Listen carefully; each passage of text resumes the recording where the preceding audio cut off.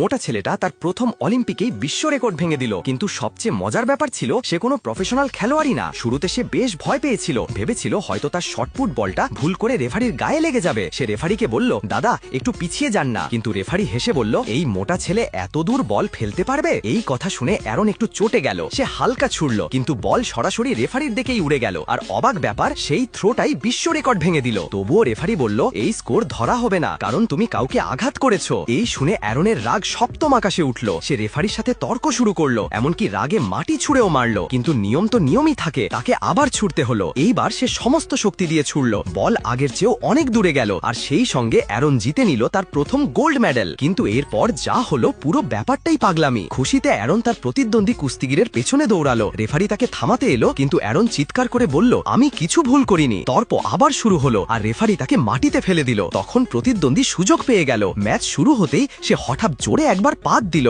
গন্ধ এমন ভয়ানক ছিল যে অ্যারন রাগে ফেটে পড়ল। সে প্রতিদ্বন্দ্বীকে ধরে আকাশে ছুঁড়ে মারল, কয়েকবার ঘুরিয়ে মাটিতে ফেলল, আর জয় আবারও তার। দ্বিতীয় গোল্ড মেডেলও জিতে নিল সে। এখন সে একটু অহংকারী হয়ে উঠেছে। কিন্তু আসল বিপদ তখনও বাকি। আগের রাতে সে প্রচুর মদ খেয়েছিল, তাই পরের দিনের ইভেন্টে দেরি করে এলো। রেফারি বলল, তোমার হাতে একটাই সুযোগ। এইবার অ্যারনের সামনে চ্যালেঞ্জ ছিল অন্য সবার চেয়ে 300 পাউন্ড বেশি ওজন তোলা। দেশের সম্মানের জন্য সে রাজি হয়ে গেল। সাহস বাড়ানোর জন্য সে নিজের পুরনো জুতো শুকলো আর বলল, চলো শুরু করি। ইভেন্ট শুরু হলো, কিন্তু 600 পাউন্ড ওজন তোলা এত সহজ ছিল না। অ্যারনের শক্তি শেষ হয়ে আসছিল, সে প্রায় হাল ছেড়ে দিতে যাচ্ছিল। ঠিক তখনই তার প্যান্ট ছিঁড়ে গেল। তার সহকারী চিৎকার করে বলল, ভাই সাহস ধরো। আর তখনই অ্যারনের মধ্যে এক অদ্ভুত শক্তি জেগে উঠল। সে বারবেলটা মাটি থেকে তুলে একেবারে মাথার ওপরে তুলল। দর্শকরা তুমুল করতালি দিতে লাগলো, কিন্তু পরের মুহূর্তেই সে বলল, এই বারবেলটা আমার হাতে আটকে গেছে। সে মাটিতে পড়ে গেল, কিন্তু তার স্কোর গুণা হলো, আর সে তৃতীয় গোল্ড মেডেলটাও জিতে নিল।